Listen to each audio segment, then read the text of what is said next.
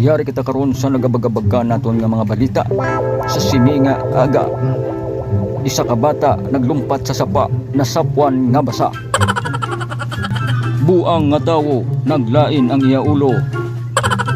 Balita sa panahon.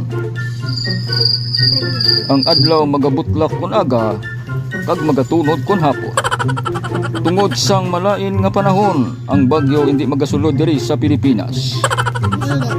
Ido nanumbag kay hindi kasarang mangagat. Pispis naglakat-lakat kay kinapoy na maglupad. Piang nga tawo ginlagas sang ido nagdalagat.